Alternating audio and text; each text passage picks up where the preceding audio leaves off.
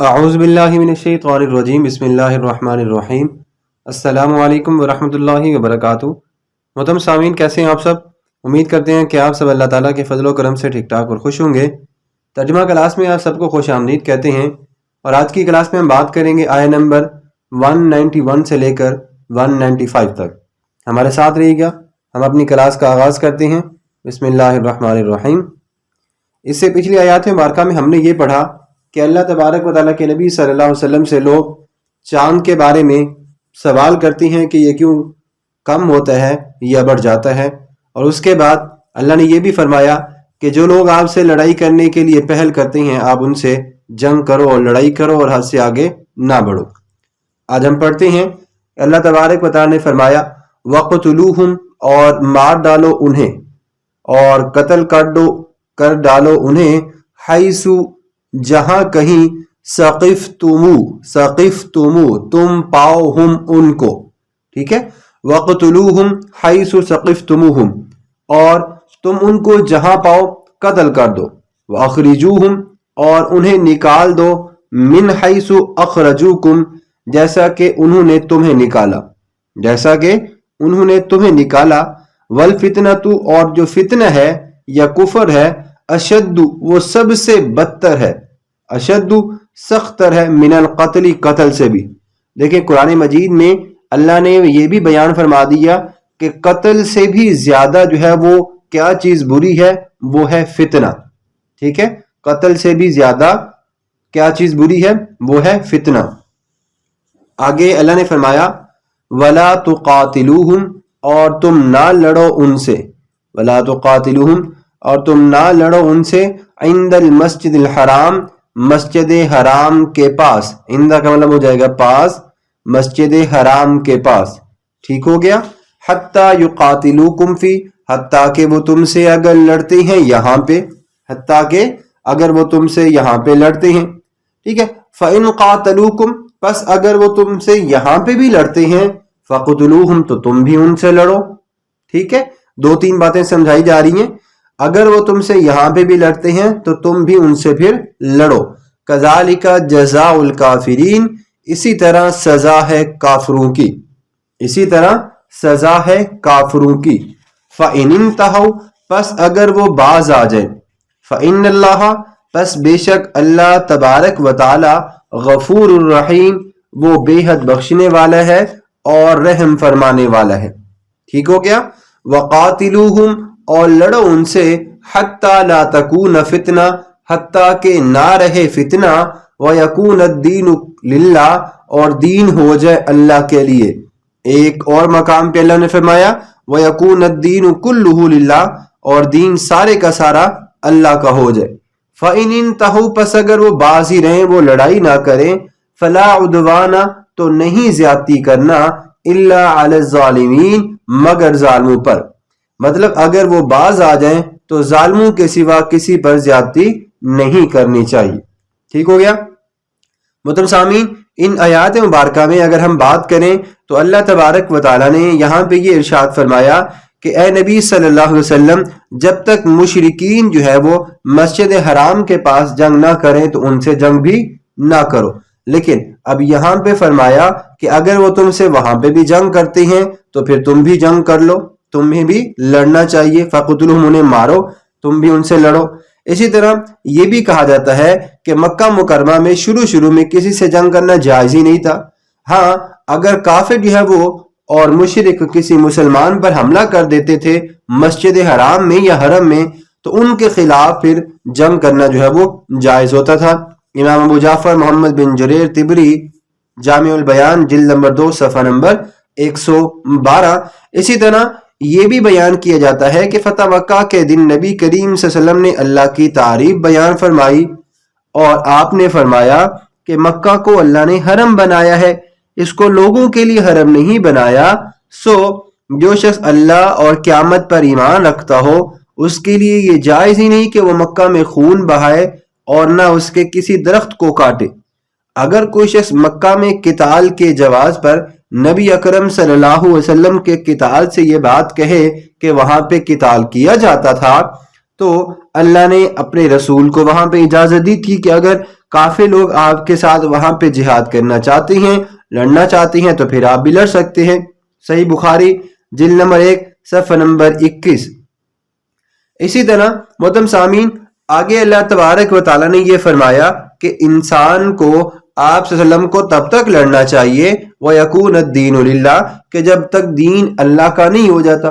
तो अल्लाह के दीन का मतलब ये हुआ कि अल्लाह की इताअत, अल्लाह की पैरवी, यानी इंसान दीन और दुनिया के तमाम मामलात में सिर्फ और सिर्फ अल्लाह तबारक व तआला के हकाम की इताअत करे, अल्लाह तबारक व तआला के बताए हुए तरीकों के मुताबिक इबादत करें, उसी के आगे सर झुकाएं और उसी से अपनी हाजात तलब करें। इंसान की चाहे इनफिरादी, आइली, इज्तिमाई कोई भी जिंदगी हो, तमाम मामलात में अल्लाह के बनाए हुए निज़ाम पर वो लोग अमल करें। इसके अलावा इस्लाम के अलावा तमाम अदियान और मज़ाहिब में जो लोग खुद साख्ता तरीकों से इबादत करते हैं और इंसानों के बनाए हुए कवानीन पर अमल करते हैं, तो अल्लाह ने यह फरमाया कि इंसानों को इंसानों की बंदगी करने से आज़ाद कराओ और सब इंसानों को अल्लाह की इताअत में दाखिल कर दो। और जो शख्स भी इस मुहिम में जो है वो मुज़ाहमत करेगा तो उसके खिलाफ फिर जिहाद करो, हत्ता कि सारी दुनिया जो है वो अल्लाह के मुती और फरमाबरदार हो जाए। ठीक हो गया। जैसे कि इमाम बुखारी भी एक रिवायत में बयान फरमाते हैं कि हज़रत अब्दुल्लाह बिन उमर रज़ी अल्लाह तआला अन्हुमा बयान फरमाते हैं कि नबी करीम सल्लल्लाहु अलैहि वसल्लम ने फरमाया, मुझे उस वक्त तक लोगों से किताल करने का हुक्म दिया गया है जब तक कि वो ये गवाही ना दे दें कि अल्लाह के सिवा कोई इबादत का मुस्तहिक नहीं और मोहम्मद सल्लल्लाहु अलैहि वसल्लम अल्लाह के रसूल हैं। वो नमाज कायम करें और ज़कात अदा करें। जब वो ऐसा करेंगे तो हक के इस्लाम के माँ सिवा वो अपनी जानों और मालों को महफूज कर लेंगे और उनका हिसाब अल्लाह तबारक व तआला पर है। सही बुखारी जिल्द नंबर 1 सफ़ा नंबर 8। आगे अगर हम बात करें तो अल्लाह ने फरमाया अश्शहरुल हराम, अश्शहर महीना, अल हराम हुर्मत वाला, बिश्शहरिल हराम हुर्मत वाले महीने के बदले में, वल हुर्मातु क़िसास और हुर्मतों का बदला जो है वो क़िसास है और हुर्मतों का बदला क़िसास है। मतलब हुर्मत वाले महीने का बदला हुर्मत वाला महीना ही है और तमाम मोहतरम चीजों का बदला जो है वो होना चाहिए। हुर्मातु तमाम हुर्मत वाली चीजों का क़िसास होता है। ठीक है, क़िसास। फमनी अतदा, बस जो भी हद से बढ़ जाए या ज्यादती करे, फमन पस जो भी अतदा ज्यादती करे, हद से बढ़ जाए, अलैकुम तुम्हारे ऊपर, व ठीक है, फातदू अलैहि बिमिस्लि मा अतदा अलैकुम, तो फातदू पस आप भी ज्यादती करे, अलैहि उसी पर, बिमिस्लि मा अतदा उसकी मिसल जो उसने ज्यादती की, अलैकुम तुम पर। इस बात को जरा समझें तर्जुमे को। अल्लाह ने फरमाया फमनी अतदा अलैकुम, जो तुम पर ज्यादती करे, ठीक हो गया, फातदू अलैहि तो तुम भी उस पर ज्यादती करो, बिमिस्लि मा अतदा अलैकुम उसी की मिसल जो उसने तुम्हारे ऊपर ज्यादती की। मतलब जैसी ज्यादती वो तुम पर करे वैसी ही ज्यादती तुम उस पर भी कर सकते हो। वत्तकुल्लाह और अल्लाह से डर जाओ, वालमू और जान लो, अन्नल्लाह के बेशक अल्लाह तबारक व तआला माल मुत्तकीन, मुत्तकीन लोगों के साथ है। वनफिकू और माल खर्च करो, फी सबीलिल्लाहि अल्लाह के रास्ते में, वला तुल्कू बिअयदीकुम और तुम ना डालो अपने हाथों को, इलत्ता हलुकती हलाकत की तरफ, व अहसिनु और नेकी करो, इन्नल्लाह बेशक अल्लाह युहिब्बुल मुहसिनीन नेक काम करने वालों से दोस्ती रखता है, नेक काम करने वालों को पसंद करता है। मतलब सामीन अब इन आयात मुबारका में अगर हम बात करें तो अल्लाह तबारक व तआला ने हुर्मत वाले महीनों के बारे में बयान फरमाया। हज़रत अबू बकरा रज़ी अल्लाह तआला अन्हु बयान करती हैं कि आका दो जहां सल्लल्लाहु अलैहि वसल्लम ने फरमाया, जमाना घूम फिर कर फिर अपनी उसी हालत पर आ गया है जिस हालत पर अल्लाह ने उसको जमीन और आसमानों के पैदा करने के वक्त बनाया था। साल के महीने 12 हैं, 3 महीने पैदर पे जो है वो हुर्मत वाले हैं, हुर्मत वाले महीनों की तादाद जो है वो 4 है, जुल्काद, जुलहज, मुहर्रम और उसके साथ ही रजब। रजब का महीना जमादी और जमादी और शाबान के दरमियान में आ जाता है। अभी भी अगर हम बात करें तो जमादी का महीना चल रहा है, उसके बाद रजब होगा, फिर इंशाल्लाह रमजान, शाबान, उसके बाद फिर शाबान, फिर रमजान, फिर उसके बाद आगे महीने के बारे में बात करेंगे। सही बुखारी जिल्द नंबर 1 सफ़ा नंबर 445। حضرت ابراہیم علیہ السلام کے زمانے سے یہ دستور چلا آ رہا تھا کہ لوگ دور دراز سے حج کے لیے ذوالقعدہ، ذوالحج اور محرم میں آنے جانے کا سفر کرتے اور رجب کے مہینے میں عمرہ کے لیے سفر کرتے.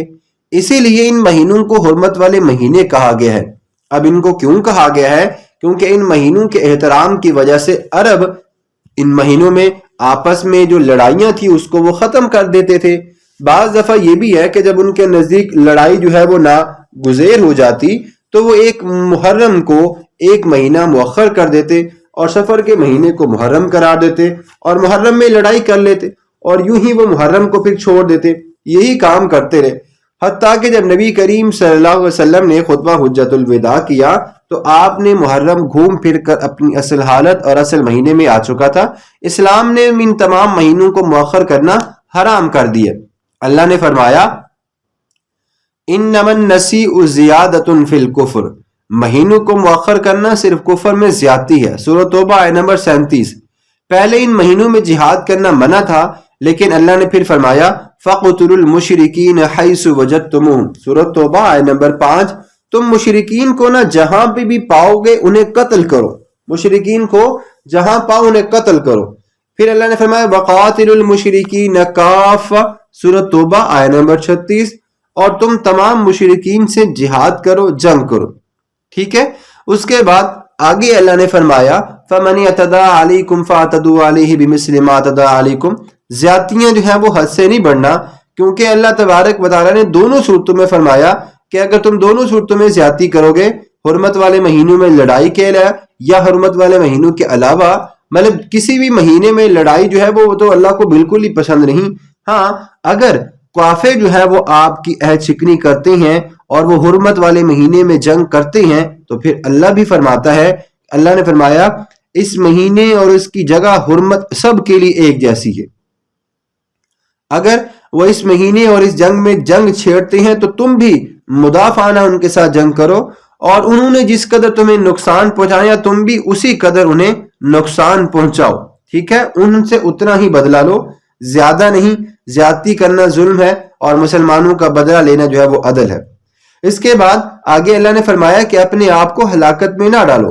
حضرت ابن عباس رضی اللہ تعالیٰ عنہما نے فرمایا کہ کسی آدمی کا اللہ کی راہ میں قتل ہو جانا ہلاکت نہیں ہے، اللہ کی راہ میں مال خرچ نہ کرنا ہلاکت ہے. اب یہاں پہ اللہ نے فرمایا کہ مال خرچ کرو، تو جو مال خرچ نہیں کرتے تو سمجھ لیں کہ وہ اللہ کی بارگاہ میں ہلاکت کا سبب بن جاتے ہیں. حضرت برہ بن عازب رضی اللہ تعالی عنہ نے فرمایا کہ کسی شخص کا گناہ کرنا اور پھر اس کی مغفرت سے مایوس ہو کر توبہ نہ کرنا خود کو ہلاکت میں ڈالنے کے برابر ہے.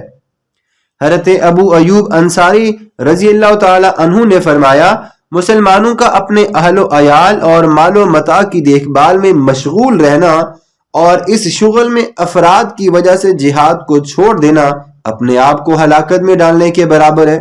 جامع البیان جلد نمبر 2 صفحہ نمبر 119.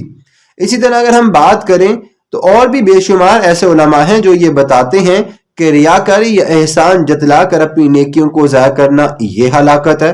البحر المحیط جلد نمبر 2 صفحہ نمبر 252. خیر آج ہم یہ بات کر لیتے ہیں کہ امت مسلمہ جو کہ ہر طرف سے دبی ہوئی ہے وہ اسی کی وجہ یہ ہے کہ وہ صدیوں سے جہاد اور تبلیغ اسلام کو چھوڑ چکی ہے. مسلمان حکمران جتنے بھی ہیں انہوں نے صدیوں ہندوستان پر تو حکومت کر لی، لیکن غیر مسلم ریاستوں سے وہ جہاد کرنا انہیں گوارا نہیں تھا، نہ ان کو تبلیغ کی. اگر آج بھی مسلمان اپنے اس فریضے کو انجام دیں تو یقین کریں دنیا کا نقشہ ہی کچھ اور ہو جائے.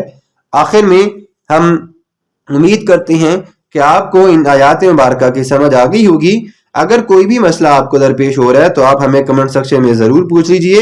اور آخر میں ہم اللہ تبارک و تعالیٰ کی بارگاہ میں دعا گو ہیں کہ اے اللہ اس کلام مجید اور ان آیات مبارکہ کے ثواب کو ہم حضور نبی کریم صلی اللہ علیہ وسلم، آپ کے اہل خاندان، آپ کے ازواج مطہرات کے صدقے، اپنی مرحوم والدہ کی دعائے مغفرت اور دعائے ایصال ثواب کے لیے اس کلام مجید کے ثواب کو پیش کرتے ہیں. اور اللہ کی بارگاہ میں یہ بھی دعا گو ہیں کہ اللہ اس کلام مجید کے ثواب کی وجہ سے میری والدہ کے درجات کو بلند فرمائے، انہیں جنت الفردوس میں اعلیٰ مقام عطا فرمائے اور ان کی قبر کی تمام منازل کو آسان فرمائے انہیں اپنی جوار رحمت میں جگہ نصیب فرمائے. ہم سب کو قرآن مجید کو صحیح معنوں میں بیان کرنے کی سمجھنے کی توفیق عطا فرمائے. آمین. وما علینا الا البلاغ المبین.